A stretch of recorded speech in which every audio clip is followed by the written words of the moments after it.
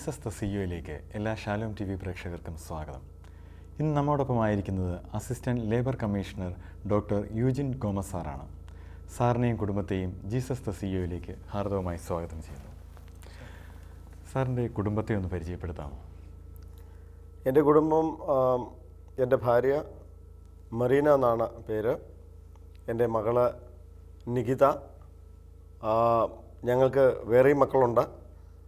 എൻ്റെ വൈഫിൻ്റെ സിസ്റ്ററിൻ്റെ 2 കുട്ടികളുണ്ട്, ഷെറിനും ഷെഫിയും. പിന്നെ ഞങ്ങളുടെ സഹോദരങ്ങളുടെ എല്ലാ മക്കളും ഞങ്ങളുടെ മക്കളാണ്. അങ്ങനെ വലിയ ഒരു മക്കളുടെ ശൃംഖല തന്നെയുണ്ട്. ഇതാണ് ഞങ്ങളുടെ കുടുംബം. ഇപ്പം കുടുംബജീവിതത്തെക്കുറിച്ച് പറയുമ്പോൾ സാറിന് വിവാഹം കഴിക്കുന്നതിന് മുമ്പ് കുടുംബജീവിതത്തെക്കുറിച്ച് എന്തായിരുന്നു കാഴ്ചപ്പാട്?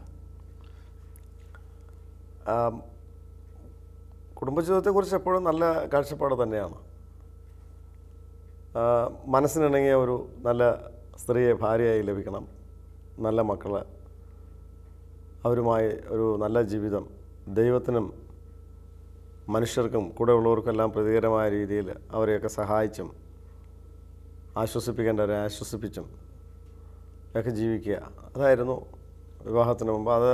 അതുപോലെ തന്നെ എനിക്ക് ദൈവാനുഗ്രഹത്താൽ നല്ലൊരു ഭാര്യയാണ് ലഭിച്ചിട്ടുള്ളത്. 23 വർഷമാകുന്നു ഞങ്ങളുടെ കല്യാണം കഴിഞ്ഞിട്ട്. എൻ്റെ ജീവിതത്തിലെ ദുഃഖങ്ങളും പ്രയാസങ്ങളിലും ഒക്കെ വിവാഹ വാഗ്ദാനം നമ്മൾ എടുക്കുമ്പോൾ പറയാറുള്ളതുപോലെ തന്നെ എൻ്റെ കൂടെ പരിമിതികൾക്കുള്ളിൽ നിന്നുകൊണ്ട് എനിക്ക് സഹായവും കരുത്തും പകർന്നുകൊണ്ട് എൻ്റെ ഭാര്യയുണ്ട്. മക്കളെയും അങ്ങനെയാണ് പഠിപ്പിച്ചിരിക്കുന്നത്. മറ്റുള്ള മക്കളോടും ഞങ്ങൾ പറയാറുണ്ട്, നമ്മുടെ പരിധിക്ക് നിന്നുകൊണ്ടേ നമ്മൾ ആഗ്രഹിക്കാവൂ. നമുക്ക് നമ്മുടെ സാമ്പത്തികവും സാമൂഹികമായ പശ്ചാത്തലവും എല്ലാം നോക്കിയിട്ട് വേണം ഓരോ കാര്യങ്ങൾ ആവശ്യപ്പെടുന്നതും ആഗ്രഹിക്കുന്നതും ഒക്കെ. അതുകൊണ്ട് തന്നെ മക്കളായാലും അവരങ്ങനെ വലിയ നടക്കാത്ത സ്വപ്നങ്ങൾ വെച്ച് പുലർത്തുകയോ ഏറ്റെടുക്കാൻ പറ്റാത്ത രീതിയിലുള്ള പ്രശ്നങ്ങൾ ഞങ്ങൾക്ക് ഏൽപ്പിക്കുകയോ അങ്ങനെയൊന്നും ചെയ്തിട്ടില്ല. അങ്ങനെ നല്ല രീതിയിൽ പോകുന്നു. മാഡത്തിൻ്റെ വിവാഹ ജീവിതത്തെക്കുറിച്ചുള്ള കാഴ്ചപ്പാട് എന്തായിരുന്നു? ഇപ്പോൾ അതെങ്ങനെ പോകുന്നു? പഠിച്ചുകൊണ്ടിരുന്ന കാലത്ത് എനിക്ക് നല്ല വിദ്യാഭ്യാസം നേടിയതിനു ശേഷം നല്ല വർക്കിംഗ് ലേഡി ആവാനായിരുന്നു ഇഷ്ടം. പക്ഷേ എനിക്ക് ഡിഗ്രിക്ക് പഠിച്ചു കഴിഞ്ഞപ്പോഴത്തേക്കും തുടർന്ന് പഠിക്കാൻ എനിക്ക് കഴിയാതെ പോയി. എൻ്റെ ഫാദറിൻ്റെ സാമ്പത്തിക ബുദ്ധിമുട്ട് കാരണം തുടർന്ന് പഠിക്കാൻ കഴിഞ്ഞില്ല. അപ്പോൾ അന്ന് പിന്നെ ഞാൻ ചെറിയ കോഴ്സുകൾ റീജിയണൽ വൊക്കേഷണൽ ട്രെയിനിങ് ഇൻസ്റ്റിറ്റ്യൂട്ടിൽ ചേർന്നിട്ട് ചെറിയ കോഴ്സുകളൊക്കെയാണ് പഠിച്ചത്. പഠിത്തം കണ്ടിന്യൂ ചെയ്യാൻ പറ്റില്ല, MSc പോകാൻ പറ്റിയില്ലായിരുന്നു എനിക്ക്. അപ്പോൾ അന്ന് ഞാനിങ്ങനെ ഈശോയോട് പ്രാർത്ഥിച്ചു, എനിക്ക് എൻ്റെ ജീവിത പങ്കാളി തരുമ്പോൾ എൻ്റെ ഈ ആഗ്രഹം സാധിച്ചു തരണം. എനിക്ക് ഒരു വിദ്യാഭ്യാസം പോസ്റ്റ് ഗ്രാജുവേഷൻ ഉള്ള ഒരു ഭർത്താവിനെ എനിക്ക് തരണമെന്ന് പ്രാർത്ഥിച്ചു. അതോടൊപ്പം തന്നെ എനിക്ക് പഠിത്തം കണ്ടിന്യൂ ചെയ്യാൻ എനിക്ക് ഉള്ളിൽ ആഗ്രഹം ഉണ്ടായിരുന്നു വീണ്ടും പോസ്റ്റ് ഗ്രാജുവേഷന് പോകണമെന്ന്. പക്ഷെ അത് അന്ന് സാധിക്കാത്തതുകൊണ്ട് ഈശോയോട് ഞാനിങ്ങനെ പ്രാർത്ഥിച്ചു. കുറച്ച് നാൾ ഉടനെ ഒന്നും തന്നില്ല, കുറേ നാൾ ഇങ്ങനെ പല ആലോചനകളും വന്നു, പക്ഷേ അതൊന്നും നടന്നില്ല. പക്ഷേ ശരിക്ക് പോസ്റ്റ് ഗ്രാജുവേഷൻ അല്ല, ഡോക്ടറേറ്റുള്ള ഒരു ഭർത്താവിനെയാണ് ദൈവം തന്നെ അനുഗ്രഹിച്ചത്. അപ്പോൾ എനിക്കത് മനസ്സിലായത്, നമ്മൾ മാതാപിതാക്കളുടെ ബുദ്ധിമുട്ടൊക്കെ മനസ്സിലാക്കി അവരുടെ അനുസരണയിൽ അവർ പറയുന്ന അവരുടെ വാക്ക് കേട്ട് നിന്നാൽ ദൈവം എപ്പോഴും നമ്മുടെ കൂടെ ഉണ്ടാവും. കാരണം നമ്മുടെ ഭാവിയെപ്പറ്റി മാതാപിതാക്കളൊക്കെ നമുക്കോ വിചാരിക്കുന്നതിനേക്കാൾ ഭംഗിയായിട്ട് ദൈവത്തിന് അറിയാം.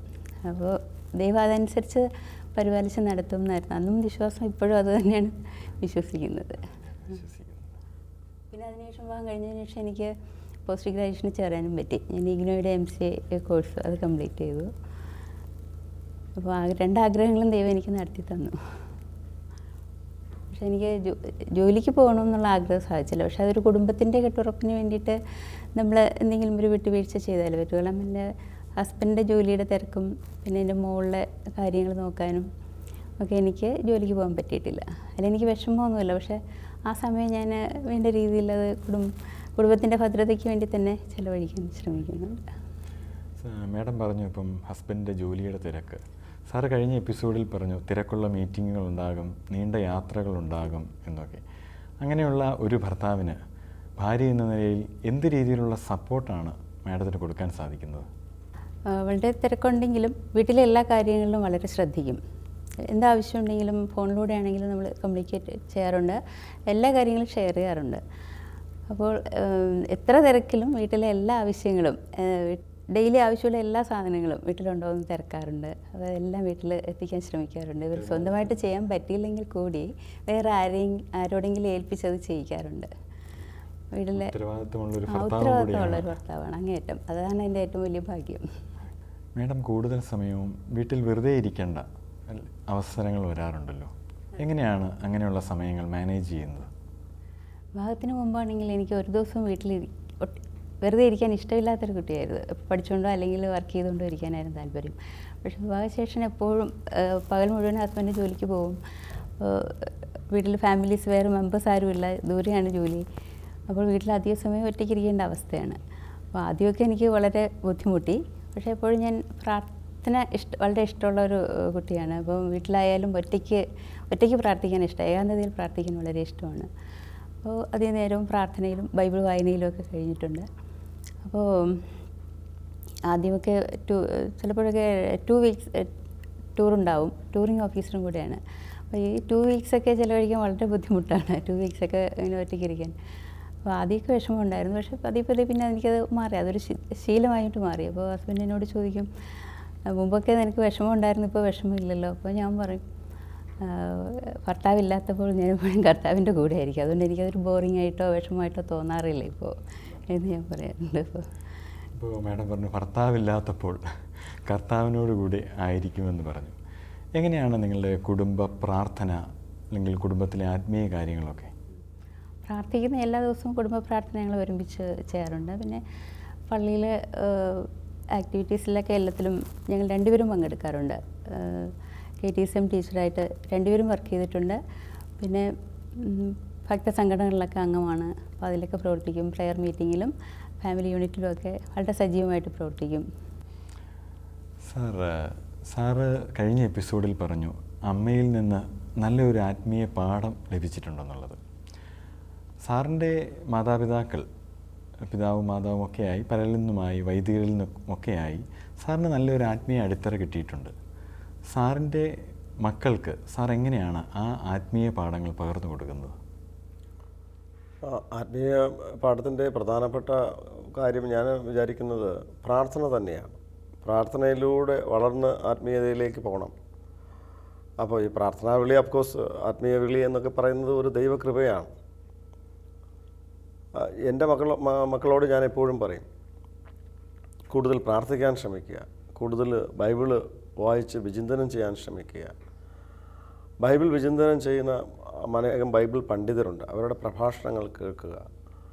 അങ്ങനെ കൂടുതൽ സമയം പ്രാർത്ഥിക്കാനും കുടുംബ പ്രാർത്ഥനയിൽ നിർബന്ധമായും പങ്കെടുക്കണം എന്ന് ഞാൻ നിർബന്ധിക്കും. ചിലപ്പോൾ ചില അവസരങ്ങളിൽ എനിക്ക് കുടുംബ പ്രാർത്ഥനയിൽ പങ്കെടുക്കാൻ പറ്റാത്ത അവസരമുണ്ട്. കാര്യം ഞാൻ എത്തുമ്പോൾ രാത്രി 9:30-10 മണിയായി കാണും, വളരെ ക്ഷീണിതനുമായിരിക്കും. എന്നാൽ എൻ്റെ പ്രാർത്ഥന ഞാൻ മുടക്കാറില്ല വ്യക്തിപരം. അപ്പോൾ ഞാൻ പറയും, കുടുംബ പ്രാർത്ഥന മോള് ചിലപ്പോൾ നേരത്തെ കിടക്കുന്ന പ്രകൃതിക്കാരിയാണ്. ഭക്ഷണം കഴിച്ചാലൊരു 9-10 മണിക്കുള്ളിൽ കിടക്കാൻ അവൾക്ക് ഒത്തിരി വർക്കുമൊക്കെ ഉള്ളു. അപ്പോൾ അങ്ങനെ ഇവർ രണ്ടുപേരും ഒരുമിച്ച് ചേർന്ന്, അമ്മയും മോളും ഒരുമിച്ചിരുന്ന്, എൻ്റെ മറ്റേ മോളും ഉണ്ടെങ്കിൽ അവളും ഇവിടെ ഇരുന്ന് പ്രാർത്ഥിക്കണം എന്ന് പറയും. അങ്ങനെ പ്രാർത്ഥിക്കാറുണ്ട്. അപ്പോൾ പ്രാർത്ഥന ജീവിതത്തിലൂടെ ആത്മീയമായി വളരാൻ ശ്രമിക്കണം. എൻ്റെ ഒരു അനുഭവം അതാണ്. ഒത്തിരി പ്രാർത്ഥിക്കാൻ ആഗ്രഹിക്കുന്ന വ്യക്തിയാണ്. പക്ഷേ ഇപ്പോഴത്തെ ജോലി തിരക്ക് കാരണം പറ്റുന്നില്ല. അതിന് പകരം എൻ്റെ ഭാഗതയുണ്ട്, അവർ ഒത്തിരി പ്രാർത്ഥിക്കുന്നു. അതിൻ്റെ ഒരു കൃപയും എൻ്റെ തീർച്ചയായും എൻ്റെ ജോലിയിലും മറ്റ് വ്യക്തി ജീവിതത്തിലും ഉണ്ടെന്നാണ് ഞാൻ വിശ്വസിക്കുന്നത്. സാറ് പകർന്നു കൊടുത്ത ആത്മീയ പാഠങ്ങൾ മോൾക്ക് എന്തുമാത്രം സഹായകമായി എന്ന് നമുക്കൊന്ന് കാണാം.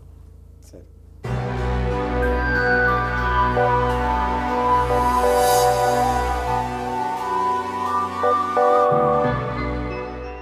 എൻ്റെ ആത്മീയ ജീവിതത്തെ പറ്റി പറയുവാണെങ്കിൽ പപ്പയും മമ്മയും എന്നെ ഒത്തിരി സഹായിച്ചിട്ടുണ്ട്. പപ്പയുടെ പ്രാർത്ഥനാ രീതികളും, പിന്നെ ചെറുപ്പത്തിൽ തന്നെ ധ്യാന കേന്ദ്രത്തിൽ കൊണ്ടുപോവുക, പിന്നെ ഞാൻ എൻ്റെ സ്റ്റേജ് പെർഫോം നടത്തുന്നത് വരെ പോട്ട ധ്യാന കേന്ദ്രത്തിൽ വെച്ചായിരുന്നു. അപ്പോൾ അത് ഒരു പക്ഷേ എൻ്റെ ഇപ്പോൾ ഉള്ള എനിക്കങ്ങനെ ആദ്യം ഒരു സ്റ്റേജ് ഫിയറൊക്കെ ഉണ്ടായിരുന്നു അവിടെ പോയപ്പോൾ. അതൊക്കെ ഒത്തിരി തരണം ചെയ്യാൻ എന്നെക്കൊണ്ട് ഇപ്പോൾ സാധിക്കുന്നുണ്ട്. അപ്പോൾ അതൊക്കെ കർത്താവിൻ്റെ അനുഗ്രഹമാണെന്ന് ഞാൻ തീർച്ചയായിട്ടും ഉറച്ചു വിശ്വസിക്കുന്നുമുണ്ട്. പിന്നെ പ്രാർത്ഥനയിലായാലും കുടുംബ പ്രാർത്ഥനയായാലും, പിന്നെ ഞാനും ജീസസ് യൂത്തിലൊക്കെ നിറയെ ആക്റ്റീവാണ്. അതൊക്കെ ഒരുപക്ഷെ പപ്പയും മമ്മിയും എന്നെ ചെറുതിലെ മുതലേ അത്രയും ആ ഒരു ആത്മീയമായ രീതിയിൽ വളർത്തിക്കൊണ്ട് വന്നതിൻ്റെ ഒരു ഫലമായിട്ടാണ് ഇപ്പോൾ ഈവൻ ഞാനിപ്പോൾ പഠിക്കുന്നത് BSW കോഴ്സാണ്, ബാച്ചിലർ ഓഫ് സോഷ്യൽ വർക്ക്. ചെറുതിലെ മുതലേ ആയാലും എനിക്ക് മറ്റ് സഹോദരങ്ങളൊന്നുമില്ല. അപ്പം ഞാൻ കൂടുതലും സമയം സ്പെൻഡ് ചെയ്തേക്കുന്നതും ഓർഫനേജ് അങ്ങനെ മറ്റ് ഓർഗനൈസേഷനിലൊക്കെയാണ്. അപ്പോൾ എന്തുകൊണ്ടും ശരിക്കും പറഞ്ഞാൽ കർത്താവ് എന്നെ ഇങ്ങനെ ഒരു പ്രൊഫഷനിലേക്ക് അല്ലെങ്കിൽ അങ്ങനെ ഒരു കോഴ്സ് പഠിപ്പിക്കാനായിട്ട് കർത്താവായിട്ട് ഒരുക്കി തന്ന ഒരു വഴി അല്ല. അതുകൊണ്ട് കർത്താവിൻ്റെ ഒരു സ്പർശം ഉള്ളതുകൊണ്ടാണ് ഞാനിപ്പോൾ ഇവിടെ ഉള്ളതെന്ന്, ഞാൻ ആ കോഴ്സ് പഠിക്കുന്നതെന്ന് ഞാൻ ഉറച്ചു വിശ്വസിക്കുന്നു.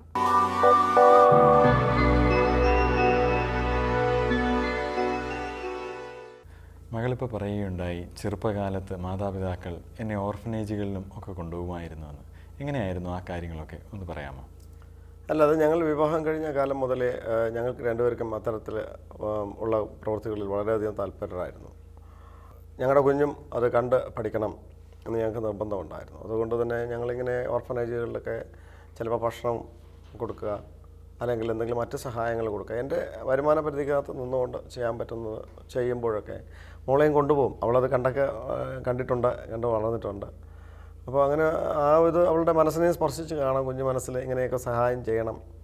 നമ്മൾ സ്വയം ജീവിതം ആസ്വദിക്കുന്നതല്ല, കുറേ സമ്പാദ്യം ഉണ്ടാക്കിയിട്ട് മറ്റുള്ളവരുടെ ദുഃഖങ്ങളിലും പ്രയാസങ്ങളിലും കൂടെയൊക്കെ എളിയ രീതിയിൽ നമ്മളാൽ കഴിയുന്ന രീതിയിൽ സഹകരിക്കുക, സഹായിക്കുക, അത് വേണം. അപ്പോഴാണ് നമ്മുടെ ജീവിതം ധന്യമാകുന്നത്. സഹജീവികളോട് കരുണ കാണിക്കാനാണല്ലോ കർത്താവ് പറഞ്ഞിട്ടുള്ളത്. സാറ് ഈ പകർന്നു കൊടുത്ത മാതൃക കൊണ്ടായിരിക്കും മോള് BSW കോഴ്സ് തന്നെ സെലക്ട് ചെയ്തതല്ലേ? അങ്ങനെ അതൊരു ദൈവനിയോഗത്താലാണ്, അതൊരു ഷിയർ കോയിൻസിഡൻസ് ആയിട്ടാണ് മോളുടെ അഡ്മിഷൻ നടന്നെന്ന് വേണം കരുതാൻ. കാര്യം ഞാൻ ആക്ച്വലി ഇവൾക്ക് മറ്റ് പല കോഴ്സുകളും ഈവൻ മെഡിസിൻ ഉൾപ്പെടെ മറ്റ് സംസ്ഥാനത്തിന് പുറത്ത് അറേഞ്ച് ചെയ്യാം മറ്റ് പല സുഹൃത്തുക്കളും ഒക്കെ പറഞ്ഞ് അങ്ങനെ ഒരു ശ്രമം നടക്കുന്ന സമയത്താണ് ഒരു സുപ്രഭാതത്തിൽ എനിക്ക് പെട്ടെന്ന് ഇവളുടെ കോളേജിൽ പോകണമെന്ന്, രാജഗിരിയിൽ പോകണമെന്ന് തോന്നാനും അവിടെ ചെല്ലുകയും അന്ന് ഈ ആപ്ലിക്കേഷൻ കൊടുക്കുന്ന ലാസ്റ്റ് ഡേറ്റ് ആയിരിക്കുകയും ചെയ്തു. അപ്പോൾ പെട്ടെന്ന് എനിക്കിങ്ങനെ ഒരു ചിന്ത ഉണ്ടായി, എന്തുകൊണ്ട് മോളെ ഈ കോഴ്സിൽ പഠിപ്പിച്ചുകൂടാ? ഒരു സാമൂഹിക സേവനം നടത്തുന്ന ഒരു സോഷ്യൽ വർക്കറുടെ ജോലി എന്തുകൊണ്ട് ഇവൾക്ക് ഏറ്റെടുത്തുകൂടാ? അത് അറ്റ്ലീസ്റ്റ് അത് പഠിച്ചിരിക്കണം, അറിഞ്ഞിരിക്കണം. ജോലി ഇപ്പോൾ അവൾ കരിയർ അത് തിരഞ്ഞെടുത്തില്ലെങ്കിലും അത് ഒരു അടിസ്ഥാനം അങ്ങനെ ആയിരിക്കട്ടെ എന്ന്. അങ്ങനെ ഞാൻ ഉടനെ ആപ്ലിക്കേഷൻ വാങ്ങുകയും മോളോട് പറഞ്ഞപ്പോൾ മോളും പറഞ്ഞു കുഴപ്പമില്ല അപ്പോൾ അപ്ലൈ ചെയ്യുക, എനിക്ക് താല്പര്യമാണെന്ന് പറയുകയും അങ്ങനെ അപ്ലൈ ചെയ്യുകയാണ് ചെയ്തത്. അതും ഒരു ദൈവനിയമമായിട്ടാണ് ഞാൻ കരുതുന്നത്. കുടുംബം, ജോലി രണ്ടും ഒരു വ്യക്തിയെ സംബന്ധിച്ചിടത്തോളം പ്രധാനപ്പെട്ടതാണ്. കുടുംബവും പ്രധാനപ്പെട്ടതാണ്, ജോലിയും പ്രധാനപ്പെട്ടതാണ്. മാറുന്ന ജോലി സാഹചര്യങ്ങളിൽ ചിലപ്പോൾ കൂടുതൽ സമയം ജോലിക്ക് വേണ്ടി തിരഞ്ഞെടുക്കേണ്ടി വരും. ശരിക്കും മാഡത്തിൻ്റെ കാര്യത്തിൽ സാറ് കൂടുതൽ സമയം ജോലിക്ക് വേണ്ടി തിരഞ്ഞെടുക്കുകയാണ്.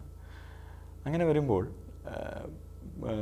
പൊതുവേ നമ്മൾ നോക്കുകയാണെങ്കിൽ കൂടുതൽ സമയം ജോലിക്ക് വേണ്ടി തിരഞ്ഞെടുക്കുമ്പോൾ കുടുംബത്തിൽ അതിൻ്റെ പ്രതിഫലനങ്ങൾ ചിലപ്പോൾ നെഗറ്റീവായിട്ട് ഉണ്ടാവാറുണ്ട്. മാഡത്തിൻ്റെ അനുഭവം എങ്ങനെയാണ്? കൂടുതൽ സമയം സാറ് ജോലിക്ക് വേണ്ടി തിരഞ്ഞെടുക്കുന്നു, കുറച്ച് സമയമേ കുടുംബത്തിൽ വരാൻ സാധിക്കുകയുള്ളൂ, ജോലിയുടെ പ്രത്യേകത കൊണ്ടായിരിക്കാം. അങ്ങനെയുള്ള ഈ ഒരു സാഹചര്യത്തെ മാഡം എങ്ങനെയാണ് നോക്കിക്കാണുന്നത്? ഏത് സാഹചര്യത്തിൽ ആ സാഹചര്യമായിട്ടാണെങ്കിൽ ജീവിക്കാനാണ് ഞാൻ എപ്പോഴും ശ്രമിക്കാറ്. അത് സാഹചര്യത്തിനെതിരായിട്ട് മല്ലടിക്കാനോ അത് ദൈവനിശ്ചയമാണെന്ന് കരുതി പ്രാർത്ഥനയിൽ അത് ദൈവത്തിന് തന്ന ഒരു അവസരമായിട്ടാണ് കരുതുക. അപ്പോൾ ഞാൻ കൂടുതൽ പ്രാർത്ഥനയിൽ ചിലവഴിക്കാൻ ശ്രമിക്കും. പിന്നെ ആ അവസരങ്ങളെ ഞാൻ കുടുംബത്തിൻ്റെ ആവശ്യങ്ങളും മകളുടെ ആവശ്യങ്ങളുമൊക്കെ നിർവഹിക്കും. അതോടൊപ്പം തന്നെ എൻ്റെ ഫാമിലിയിലെ മെമ്പേഴ്സ് ഉണ്ട്. എൻ്റെ ചേച്ചിയും ചേട്ടനും മരിച്ചതിന് ശേഷം മക്കളുടെ കാര്യങ്ങളൂടെ നോക്കാൻ എനിക്ക് ആ സമയമൊക്കെ വളരെ പ്രയോജനപ്പെട്ടു. അപ്പോൾ അതുകൊണ്ട് അതെനിക്കൊരു നഷ്ടമായിട്ട് ഞാൻ കണക്കാക്കുന്നില്ല. സാറ് ഇതേ പ്രശ്നം കുടുംബം, ജോലി, അപ്പോൾ ഇത് പ്രത്യേകിച്ച് യുവജനങ്ങൾ നേരിടുന്ന ഒരു വലിയ പ്രശ്നമാണ്. രണ്ടും കൂടെ മാനേജ് ചെയ്തു പോകാൻ അസിസ്റ്റൻറ്റ് ലേബർ കമ്മീഷണർ എന്ന നിലയിൽ, കാരണം തൊഴിലാളികളുടെ പ്രശ്നങ്ങൾ മനസ്സിലാക്കുന്ന ഒരാളെന്ന നിലയിൽ സാറിന് എന്താണ് ഈ ഒരു അവസ്ഥാവിശേഷത്തെക്കുറിച്ച് പറയാനുള്ളത്? അല്ല, തിരക്കുള്ള ഒരു ജോലി ചെയ്യുന്ന മാതാപിതാക്കളെ സംബന്ധിച്ചിടത്തോളം അവർക്ക് കുടുംബത്തിൽ സമയം ചെലവഴിക്കാൻ പലപ്പോഴും ബുദ്ധിമുട്ടുണ്ടാകാറുണ്ട്. അത് താങ്കൾ പറഞ്ഞതുപോലെ അവരുടെ ജീവിത താളങ്ങളെ തെറ്റിച്ചേക്കാം. മക്കളുടെ വിദ്യാഭ്യാസം, അവരുടെ ശരിയായ രീതിയിലുള്ള മാർഗ്ഗനിർദ്ദേശം കൊടുക്കുന്നത്, ഇതിനൊന്നും സമയമില്ലാതെ പോയി കഴിഞ്ഞാൽ മക്കളുടെ രീതിയിൽ പോകും. അതുപോലെ തന്നെ ഇപ്പോൾ ഭാര്യയെ ജോലിയില്ലാതെ ഇരിക്കുന്ന അവസ്ഥയിൽ അവർക്കും പ്രശ്നങ്ങളുണ്ടാവും. പിന്നെ കുടുംബത്തിലെ കാര്യങ്ങൾ നോക്കുക, അവർക്ക് വേണ്ടത്, കുടുംബത്തിന് വേണ്ടത്, മക്കൾക്കായാലും വൈഫിനായാലും എത്തിക്കേണ്ട കാര്യങ്ങൾ എത്തിച്ചു കൊടുക്കുക. അങ്ങനെയുള്ള കാര്യങ്ങളിലൊക്കെ ശ്രദ്ധ വയ്ക്കണം. നമ്മളിപ്പോൾ ജോലി തിരക്കുള്ളത് കൊണ്ട് എനിക്കിതൊന്നും ചെയ്യാൻ പറ്റില്ല എന്ന ഒരു നിലപാടിനോട് എനിക്ക് യോജിപ്പില്ല. കാര്യം ഞാൻ എൻ്റെ പരിമിതമായ അവസ്ഥയിൽ ചിലപ്പോഴൊക്കെ പറ്റാതെയും വരാറുണ്ട്, അത് സത്യമായിട്ട് ഞാൻ പറയുന്നു. എങ്കിലും മാക്സിമം അവരുടെ ആവശ്യങ്ങൾ അറിഞ്ഞ് മനസ്സിലാക്കി എന്താണ് എന്ന് മനസ്സിലാക്കി ഞാൻ ശ്രമിക്കാറുണ്ട്. അതിപ്പോൾ ഞാൻ യാത്രയിലാണെങ്കിൽ പോലും ഫോണിലൂടെ നിരന്തരം ബന്ധപ്പെട്ടുകൊണ്ടിരിക്കും. മോളെ ആയാലും എനിക്ക് ഒരു ദിവസം മോളോട് സംസാരിക്കണം, വൈഫിനോട് സംസാരിക്കാൻ നിർബന്ധമാണ്. വൈഫിനോട് ഒന്നിലധികം പ്രാവശ്യം സംസാരിക്കും, പക്ഷേ മോളോട് ഒരു പ്രാവശ്യമെങ്കിലും ഞാൻ സംസാരിക്കും. മറ്റ് മക്കളോടും, എൻ്റെ മറ്റ് കുട്ടികളുണ്ട്, അവരോടും സംസാരിക്കും. അപ്പോൾ അത് നിർബന്ധമാണ് അക്കാര്യത്തിൽ. അതിനൊന്നും കോംപ്രമൈസ് ചെയ്യാൻ പറ്റില്ല. കാര്യം ഞാൻ എൻ്റെ ജോലി എന്ന് പറയുന്നത് അനേർക്ക് ആശ്വാസം കൊടുക്കുന്ന, റിലീഫ് കൊടുക്കുന്ന ഒരു ജോലിയാണ്. അതൊക്കെ ശരിയാണ്. പക്ഷേ കുടുംബത്തിൽ റിലീഫ് കൊടുക്കാതെ പുറത്ത് റിലീഫ് കൊടുക്കുന്ന ആളെന്ന് പറഞ്ഞു കഴിഞ്ഞാൽ, മുദ്ര കുത്തപ്പെട്ടാൽ കുടുംബജീവിതത്തെ അത് ബാധിക്കും. അപ്പോൾ അത് വരാതിരിക്കാൻ മാക്സിമം ശ്രമിക്കുന്നുണ്ട്. പക്ഷേ ഇതൊരു യാഥാർത്ഥ്യമാണ്. പലർക്കും വളരെ തിരക്കുള്ള ജോലി ചെയ്യുന്നവർക്കൊക്കെ പലപ്പോഴും കുടുംബത്തിൽ ഇത്തരത്തിലുള്ള പ്രശ്നങ്ങൾ വരാറ് ഉണ്ട്. പക്ഷേ അത് എന്തോ എന്നെ സംബന്ധിച്ചിടത്തോളം ഞാൻ വിശ്വസിക്കുന്നത് ദൈവകൃപയും എനിക്കുണ്ട്. എൻ്റെ ഭാര്യ തന്നെ ഒത്തിരി പ്രാർത്ഥിക്കുകയും എന്നെ മനസ്സിലാക്കുകയും ഈ തിരക്കുകൾ മറ്റ് മനുഷ്യർക്ക് സഹായം ചെയ്യാൻ വേണ്ടിയിട്ടുള്ള ജോലി ചെയ്യുന്നു. എനിക്കിപ്പോൾ 8 മണിക്കൂർ ജോലി ചെയ്ത് എനിക്ക് 5:30 ഓഫീസിൽ നിന്ന് പോകാം. 9-10 മണി വരെ ഞാനിരുന്ന് ചെയ്യേണ്ട കാര്യമൊന്നുമില്ല. എൻ്റെ മേലുദ്യോഗസ്ഥരും ചോദിക്കാറുണ്ട്, വർക്ക് ഹോളിക്കാണെന്ന് വരെ പറയാറുണ്ട്, അല്ലെങ്കിൽ ഭയങ്കര അഡിക്റ്റഡ് ആണ് വർക്കിന് എന്നൊക്കെ പറയും. പക്ഷേ അതിൽ ഞാൻ വിശ്വസിക്കുന്നില്ല. ഞാൻ ഏറ്റിരിക്കുന്ന ഉത്തരവാദിത്തം ഒരു സോഷ്യൽ റെസ്പോൺസിബിലിറ്റി കൂടിയാണ്. അനേകർക്ക് ആശ്വാസം കൊടുക്കുന്ന കാര്യമാണ്. അപ്പോൾ അവരെന്നെ സമീപിക്കുമ്പോൾ അവർക്ക് തീർച്ചയായും ആത്മാർത്ഥതയോടെ അത് ചെയ്യണം. അതേസമയം എനിക്ക് എൻ്റെ കുടുംബത്തെ നോക്കുകയും വേണം. അവർക്ക് ഞാൻ അധ്വാനിക്കുന്നത് അവർക്ക് വേണ്ടിയിട്ടാണ്. അപ്പോൾ അവർക്ക് അതിന് കുറവ് വരരുത് എന്ന് എനിക്ക് നിർബന്ധമുണ്ട്. അതിന് മാക്സിമം ശ്രമിക്കാറുണ്ട്. എന്നാലും പലപ്പോഴും ഈ പറഞ്ഞതുപോലെ 2 ആഴ്ചയൊക്കെ ടൂറൊക്കെ ആയിരിക്കുമ്പോൾ ആൾ ഒറ്റയ്ക്ക് ഇരിക്കേണ്ടി വരും. ചില മോളും കോളേജിൽ പോകും. അപ്പോൾ അങ്ങനെ ബുദ്ധിമുട്ടുകളൊക്കെ വരാറുണ്ട്. എങ്കിലും ഞാൻ പറയും, ഇതെൻ്റെ ജോലിയുടെ സ്വഭാവമാണ്, ഇതാണ്. അപ്പോൾ അത് സദയം ക്ഷമിക്കുക, മനസ്സിലാക്കാറുണ്ട്. അതാണ് ഏറ്റവും വലിയ ഒരിത്. പിന്നെ അദ്ദേഹം വളരെ ഒരു നല്ല ബ്രൈറ്റ് സ്റ്റുഡൻറ്റും നല്ല പഠിക്കുന്ന ആളും ഒക്കെ ആയിരുന്നു.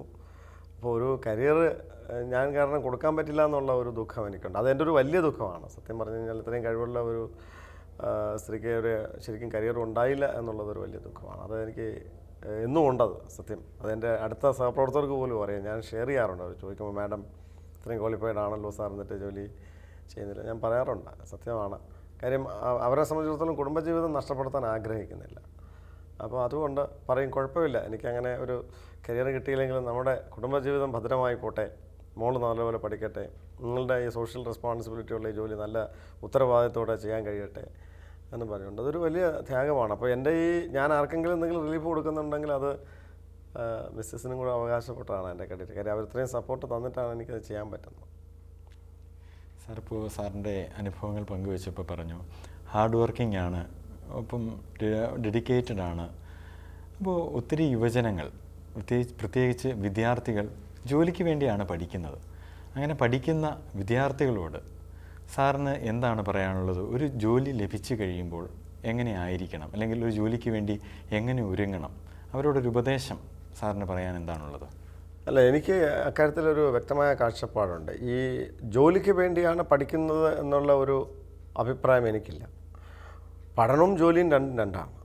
വിദ്യ നമുക്ക് വേണം. വിദ്യ നേടിയാൽ മാത്രമേ നമ്മൾ ജീവിക്കുന്ന സമൂഹത്തെക്കുറിച്ചും ഈ ലോകത്തെക്കുറിച്ചും ആത്മീയയെക്കുറിച്ചും ഒക്കെ മനസ്സിലാക്കാൻ പറ്റുകയുള്ളൂ. പിന്നെ ജീവിക്കാൻ നമുക്കൊരു ജോലി വേണം, നല്ലൊരു കരിയർ നമുക്കുണ്ടാക്കണം.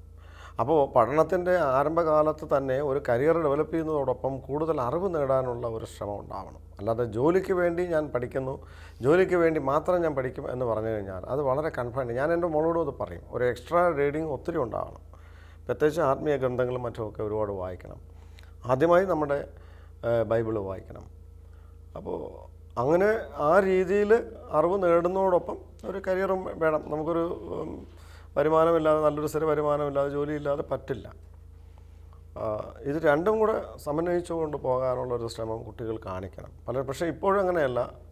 എൻജിനീയറിങ്ങോ മെഡിസിനോ എന്തായാലും ഒരു ജോലി ലഭിക്കുക, അതിനുവേണ്ടി കഠിനാധ്വാനം ചെയ്യുക, അത് തെറ്റൊന്നും ഉണ്ടെന്ന് ഞാൻ പറയുന്നില്ല. പക്ഷേ ശരിയായ രീതിയിലുള്ള അറിവ് നേടണം. അതാണ് വിദ്യയുടെ അടിസ്ഥാന ലക്ഷ്യം. ഒരു ഇഗാലിറ്റേറിയൻ സൊസൈറ്റിയൊക്കെ ആണെങ്കിൽ അവിടെ സ്റ്റേറ്റ് തന്നെ എല്ലാവരുടെയും വെൽഫെയർ നോക്കും, അവിടെ സ്റ്റേറ്റ് തന്നെ കൊടുക്കും. പക്ഷേ നമ്മുടെ സൊസൈറ്റി ആ സെറ്റപ്പിലല്ലല്ലോ. അപ്പോൾ നമ്മൾ കഠിനാധ്വാനം ചെയ്യണം, ജോലി നേടിയെടുക്കണം. ഭരണഘടനാപരമായും അല്ലാതെയൊക്കെ നിയമങ്ങളും അനുസരിച്ചൊക്കെ നമുക്ക് കിട്ടേണ്ട അവകാശമൊക്കെ ഉണ്ട്. നമ്മുടെ ഭാഗത്തുനിന്ന് കഠിനമായ ശ്രമം വേണം. ഈ ഒരു ഒബ്ജക്റ്റീവ് നമ്മുടെ മനസ്സിൽ വെക്കുകയും വേണം. നമുക്ക് വിദ്യ നേടണം, അതോടൊപ്പം ഒരു കരിയർ ഉണ്ടാകണം. ആ രീതിയിൽ ചിന്തിച്ചുകൊണ്ട് വിദ്യ നേടിക്കഴിഞ്ഞ് കഴിഞ്ഞാൽ എനിക്ക് തോന്നുന്ന വലിയ പ്രശ്നങ്ങൾ വരത്തില്ല. പിന്നെ ഒരു പേഷ്യൻസ് വേണം. നമ്മളൊരു ജോലിക്ക് വേണ്ടിയൊക്കെ ശ്രമിക്കുമ്പോൾ ആദ്യം 1-2 പ്രാവശ്യം നമ്മൾ പരാജയപ്പെട്ടെന്നിരിക്കും. അപ്പോൾ അങ്ങനെ അപ്പോഴുള്ള ആ പരാജയം ഒരു നിരാശയായി നമ്മളിൽ സ്വാധീനം ചെലുത്താൻ തുടങ്ങിയാൽ നമ്മുടെ പ്രവർത്തനങ്ങളും താളത്തിലാവും. അപ്പോൾ അത് പാടില്ല. എനിക്കറിയാം, ഞാൻ ഡൽഹിയിലെ ജവഹർലാൽ നെഹ്റു യൂണിവേഴ്സിറ്റിയിലൊക്കെ PhD ചെയ്യുന്ന കാലത്ത് 3 പ്രാവശ്യം സിവിൽ സർവീസ് എഴുതി IAS കിട്ടാത്തത് കൊണ്ട് മാത്രം വീണ്ടും IAS വേണം. IPS സബോർഡിനേറ്റ് ക്ലാസ് 1 സർവീസസ് കിട്ടിയിട്ട് പോലും പറ്റില്ല, എനിക്ക് IAS തന്നെ കിട്ടണം എന്നുള്ള ദൃഢനിശ്ചയത്തോടുകൂടി വീണ്ടും എഴുതി IAS നേടിയവരെ എനിക്കറിയാം, എൻ്റെ സുഹൃത്തുക്കളായിട്ടുള്ളത്. അപ്പോൾ അത്രയ്ക്കും ദൃഢനിശ്ചയത്തോടെ കാര്യങ്ങൾ ചെയ്യുന്നതൊക്കെ നല്ലതാണ്, കഠിനാധ്വാനം ചെയ്യുന്നത് ആത്മാർത്ഥയോടെ. അവരൊക്കെ ഈ അറിവും അത്രയും ഭയങ്കര അറിവുള്ളവരാണ്. അപ്പോൾ അറിവ് നേടുക, അതോടൊപ്പം നമുക്കൊരു കരിയർ ഉണ്ടാക്കുക, ആ രണ്ടും കൂടെ സമന്വയിച്ചുകൊണ്ട് പോകണം. അങ്ങനെ വേണ്ടത്. നിങ്ങളുടെ കുടുംബജീവിതത്തിൽ ദൈവപരിപാലനയുടെ മാധുര്യം അനുഭവിച്ചറിഞ്ഞ, അല്ലെങ്കിൽ ദൈവം ഞങ്ങളുടെ കൂടെ ഉണ്ടായിരുന്നു എന്ന് തോന്നിയ സന്ദർഭങ്ങൾ ഏതൊക്കെയാണ്? കുറച്ച് ലേറ്റായിട്ടാണ് മോള് ജനിച്ചത് തന്നെ. അപ്പോൾ ദൈവത്തിൻ്റെ അനുഗ്രഹം പ്രാർത്ഥനയുടെയൊക്കെ ഫലമായിട്ട് കിട്ടിയതാണ്. എനിക്ക് വേറെയും ഒത്തിരി അനുഭവങ്ങളുണ്ട്. ഇത് പറഞ്ഞ കണക്ക് ഞങ്ങളുടെ കുടുംബജീവിതം, ഞങ്ങളുടെ ഞങ്ങളുടെ മറ്റു മക്കൾ, ഇതെല്ലാം ഞാൻ പറഞ്ഞല്ലോ, എനിക്ക് മറ്റും മക്കളും ഉണ്ട്. അവരെയൊക്കെ ഒത്തിരി മക്കളുണ്ടായിരിക്കുക എന്ന് പറയുന്നത് വളരെ സന്തോഷകരമായ കാര്യമാണ്. ഇപ്പോൾ എൻ്റെ സ്വന്തം കുഞ്ഞ് എന്ന് മാത്രം പറഞ്ഞുകൊണ്ടിരിക്കണം. മറ്റുള്ളവരുടെ കുഞ്ഞുങ്ങളെ നമ്മുടെ കുഞ്ഞുങ്ങളായി കാണാനുള്ള ഒരു മാനസിക തലത്തിലേക്ക് നമ്മൾ വരണം. അത് നമുക്ക് തമ്പുരാൻ്റെ കൃപ വരുമ്പോൾ അത് ഓട്ടോമാറ്റിക്കായിട്ടും ഉണ്ടാകും. എല്ലാവരോടും കരുണയോടെ സ്നേഹത്തോടെ പെരുമാറാൻ, പ്രത്യേകിച്ച് കുഞ്ഞുങ്ങളെയാണല്ലോ ഈശോ വിളിച്ചത്. കുഞ്ഞിനെ എടുത്ത് നിർത്തിയിട്ടാണ് പറഞ്ഞത്, ഈ കുഞ്ഞിനെ പോലെ ആകാനാണ് പറഞ്ഞത് നിങ്ങൾ ശിഷ്യരോട്. അങ്ങനെ ആയാൽ സ്വർഗ്ഗരാജ്യം നിങ്ങളുടേതാണ്. അപ്പോൾ അങ്ങനൊരു മാനസിക തലത്തിലേക്ക് ഇറങ്ങി വരാൻ കഴിഞ്ഞാൽ വളരെ വലിയ കാര്യമാണ്. എനിക്ക് എൻ്റെ ജീവിതത്തിൽ ഈ ഇങ്ങനെയുള്ള ഇതുകൊണ്ടായിരിക്കാം ഞാൻ ജീവിച്ചിരിക്കുന്നത് തന്നെ ദൈവകൃപയാലാണെന്ന് കരുതുന്നു. കാര്യം വലിയ അത്ഭുതങ്ങൾ അങ്ങനെ ദൈവം എൻ്റെ ജീവിതത്തിൽ പ്രവർത്തിച്ചിട്ടുണ്ട്. ഞാൻ 3 വയസ്സുള്ളപ്പോൾ മരിച്ചു പോകേണ്ടതായിരുന്നു എന്ന് എൻ്റെ മമ്മി പറഞ്ഞ് എനിക്കറിയാം. വളരെ അത്യാസന്ന നിലയിൽ എന്തോ വിരയുടെ ശല്യമോ എന്തോ പ്രശ്നമുണ്ടായി എന്നെ അത്യാസന്ന നിലയിലാണ് ഹോസ്പിറ്റലിൽ കൊണ്ടുപോയത്. അപ്പോൾ എൻ്റെ ഡാഡിയും മമ്മിയും വിചാരിച്ചു ഒരുപക്ഷെ മരിച്ചു പോയി. അങ്ങനെ അവിടെ നിന്ന് രക്ഷപ്പെട്ടു വന്നു. പിന്നെ അതിന് പുറമെ തിരുവനന്തപുരത്ത് 1984 ഒരു വലിയ ഗാലറി ദുരന്തം ഉണ്ടായി, ചന്ദ്രശേഖരൻ നായർ സ്റ്റേഡിയത്തിൽ. ആ ഗാലറിയുടെ ഏറ്റവും മുകളിൽ, ഏറ്റവും അങ്ങേറ്റത്ത്, ഏറ്റവും ബാക്ക് സൈഡിൽ ഞാനുണ്ടായിരുന്നു. ഞാനും മറ്റ് 2 സുഹൃത്തുക്കളും. ആ ഗാലറി ദുരന്തത്തിൽ 3 പേര് മരിച്ചു. പക്ഷേ ഞാൻ ആ ഗാലറിയുടെ ഏറ്റവും മുകളിൽ നിന്ന് വാഹനങ്ങളുടെ പുറത്ത് വന്ന് വീണ് തെറിച്ചു പോയിട്ടും എനിക്കൊരു പോറൽ പോലും ഏറ്റിട്ടില്ല. ഞാനത് അന്നൊന്നും ഇങ്ങനെ ഇതേപ്പറ്റിയൊന്നും ചിന്തിച്ചിരുന്നില്ല. പക്ഷെ തിരിഞ്ഞു നോക്കുമ്പോൾ ഇത് ദൈവപരിപാലന അല്ലാതെ, കൃപയല്ലാതെ മറ്റെന്താണ്? ദൈവം എനിക്ക് എന്നെ പരിപാലിക്കുന്ന ദൈവം, ആ ദൈവത്തിൻ്റെ കരങ്ങൾ എൻ്റെ മേലുണ്ട്. അങ്ങനെയും വേറെ ഒരുപാടുണ്ട്. ഞാൻ ഒരു ഔദ്യോഗിക ട്രിപ്പിന് ലക്ഷദ്വീപ് ഐലൻഡിൽ ബോട്ടിൽ യാത്ര ചെയ്യുമ്പോൾ, ഒരു ചെറിയ ബോട്ടായിരുന്നു. ഞങ്ങൾ ഫ്ലൈറ്റ് ഇറങ്ങി, ഞങ്ങൾ ഉദ്യോഗസ്ഥന്മാർ ഔദ്യോഗിക ട്രിപ്പിന് പോയതാണ്. പക്ഷേ ആ ബോട്ട് വിദേശികളെയും കൊണ്ട് പോയ ബോട്ട് തിരിച്ചു വിളിപ്പിക്കുകയായിരുന്നു അവിടുത്തെ കളക്ടർ, ഞങ്ങളെ കൂടെ കയറ്റി വിടാൻ. എന്നിട്ട് ഞങ്ങൾ ആ ചെറിയ ബോട്ടിൽ കയറിപ്പോയി. പക്ഷേ ഒരു അരമണിക്കൂർ കഴിഞ്ഞപ്പോൾ ഞങ്ങളുടെ ലക്ഷ്യം സ്ഥാനം എത്തുന്നതിന് ഒരു അരമണിക്കൂറിന് മുമ്പ് കടൽ ഭയങ്കരമായ പ്രക്ഷുബ്ധമായെന്ന് പറഞ്ഞാൽ കടലിലെ ബോട്ടിലുണ്ടായിരുന്ന ജീവനക്കാർ പോലും ഭയപ്പെട്ടിരുന്നു. അപ്പോൾ ഞാൻ ശരിക്കും പ്രാർത്ഥിച്ചു. ഈശോ കടലിനെ ശാന്തമാക്കിയ ആ ഭാഗം ഞാൻ ഓർത്തു, പ്രാർത്ഥിച്ചു ഇങ്ങനെ അല്ലേ എന്ന്. പക്ഷേ ഒരു 5 മിനിറ്റിനുള്ളിൽ കടൽ ശാന്തമായി, ഞങ്ങൾ പോയി. അപ്പോൾ അവിടെ ഞങ്ങൾ ആ ഐലൻഡിലെത്തിയപ്പോൾ ബോട്ട് ജീവനക്കാർ പറഞ്ഞു, ഈ അടുത്ത കാലത്തെങ്കിലും സാറേ ഇത്ര കടൽ പ്രക്ഷുബ്ധമായി ഞങ്ങൾ കണ്ടിട്ടില്ല. എന്താണ് പെട്ടെന്ന് കടൽ ഇത്ര പ്രക്ഷുബ്ധമാകാൻ കാരണമെന്നും ഞങ്ങൾക്ക് മനസ്സിലാകും. ഞങ്ങളത് പ്രകടിപ്പിച്ചില്ല. പ്രകടിപ്പിച്ചാൽ നിങ്ങളെല്ലാവരും എണീക്കും, ബോട്ട് മറിയും ഉറപ്പാണ്. കാര്യം കടലിൽ നിന്ന് വെള്ളം അടിച്ച് ഞങ്ങളുടെ ബോട്ടിനകത്തേക്ക് കയറുന്നുണ്ടായിരുന്നു. അപ്പോൾ അങ്ങനെ ജീവിതത്തിൽ ഒത്തിരി അനുഭവങ്ങൾ പറയാനുണ്ട്. ദൈവകരം ഉണ്ട്, ദൈവാനുഗ്രഹം അനുഭവിച്ചാണ് ജീവിക്കുന്നത്. അതുകൊണ്ട് തന്നെ എല്ലാം ദൈവത്തിന് സമർപ്പിച്ച് ജീവിക്കണം ജീവിതാന്ത്യം വരെ എന്നുള്ളതാണ് ആഗ്രഹം. ഈ അത്ഭുതങ്ങൾ തീർന്നിട്ടില്ല എന്നൊരു പാട്ടുണ്ട് എന്ന് പറയുന്ന പോലെയാണ് സാറിപ്പോൾ പറഞ്ഞ, സാറ് മനസ്സിൽ വിശ്വാസത്തോടെ പഴയ ആ ഒരു ബൈബിളിലെ ആ സന്ദർഭം ഒന്നോർത്ത് വിശ്വാസത്തോടെ പ്രാർത്ഥിച്ചു. അതെ. അപ്പം സാറൊരു പരിധിവരെ ആ അത്ഭുതങ്ങൾ തീർന്നിട്ടില്ല എന്നുള്ള പാട്ടിൻ്റെ ഇരടികൾ പോലെ പ്രവർത്തിക്കുകയായിരുന്നു സാറിൻ്റെ ജീവിതത്തിൽ. പിന്നീട് എപ്പോഴെങ്കിലും ഒരു കർത്താവിൻ്റെ കരമായി പ്രവർത്തിച്ച അനുഭവങ്ങൾ ഉണ്ടായിട്ടുണ്ടോ? തീർച്ചയായിട്ടും. ഇപ്പം ഞാൻ 1-2 കാര്യങ്ങൾ എടുത്ത് പറഞ്ഞേ ഉള്ളൂ. മറ്റൊത്തിരി അനുഭവങ്ങളുണ്ട്. എനിക്കൊരു ആരോഗ്യ പ്രശ്നം ഉണ്ടായിട്ട് അതൊരു വലിയ പ്രശ്നമാകും എന്നുള്ള രീതിയിൽ വന്നപ്പോൾ ഞാൻ പോലും അറിഞ്ഞില്ല. അത് ചെറിയ അതിൻ്റെ അലവലുകൾ, കാര്യം എൻ്റെ ജോലിയുടെ തിരക്ക് കാരണം പലപ്പോഴും ആരോഗ്യത്തിലൊന്നും ഞാൻ ശ്രദ്ധിക്കാറില്ല. എനിക്ക് എന്തെങ്കിലും ഒരു വലിയ പ്രശ്നം വരുന്ന ഒരവസ്ഥയിൽ ദൈവം എന്നെ ഏറ്റവും വലിയൊരു ഹോസ്പിറ്റലിൽ എത്തിക്കുകയും അവിടെ പരിശോധിച്ച് അതിൻ്റെ കാര്യങ്ങൾ കണ്ടുപിടിച്ച് ഉടനെ അതിന് പരിഹരിക്കാൻ വേണ്ട നടപടികൾ എടുക്കുകയും ചെയ്തു. അപ്പം ഞാനത് അപ്പോഴും ആലോചിച്ചില്ല. പിന്നെ ഞാൻ ആലോചിച്ചു, എന്തുകൊണ്ടാണ് ആ ഡോക്ടർ എന്നെ ഈ ഞങ്ങൾക്ക് മെഡിക്കൽ ഡിസ്പെൻസറി ഉണ്ട് സെൻട്രൽ ഗവൺമെൻറ് ഉദ്യോഗസ്ഥന്മാർക്ക്. അവിടെ ചെന്നപ്പോൾ ഡോക്ടറാണ് പറഞ്ഞത്, സാർ ഇത് ഇങ്ങനെ പറ്റില്ല, ഈ രീതിയിലുള്ളൊരു കുറവ് കാണുന്നത്, പരിശോധിച്ച് വേണ്ടത് ചെയ്യണം. അങ്ങനെയാണ് ഞാൻ അവിടെ പോയത്. അപ്പോൾ ദൈവത്തിൻ്റെ കരം തീർച്ചയായിട്ടും അതിങ്ങനെ അദൃശ്യമായ കരം എൻ്റെ ജീവിതത്തിൽ പ്രവർത്തിക്കുന്നു എന്നുള്ളത് എനിക്ക് അനുഭവമാണ്. അതുകൊണ്ടല്ലേ ഞാനിപ്പോൾ ഇവിടെ ഇരുന്ന് ഷാലോം പ്രേക്ഷകരോട് എൻ്റെ ഈ അനുഭവം പങ്കുവയ്ക്കാനും വേണ്ടി. ഇതൊരു ദൈവകൃപ തന്നെയാണ്. ദൈവം വിളിച്ചിട്ടാണ് ഇങ്ങനെ ഒരു അവസരം എനിക്ക് ലഭിച്ചതെന്നാണ് ഞാൻ കരുതുന്നത്.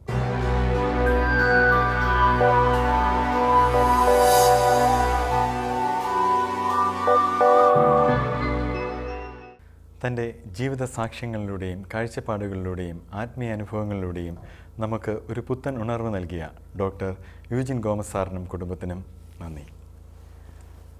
അടുത്തയാഴ്ച പുതിയ വിശേഷങ്ങളുമായി വീണ്ടും കാണാം.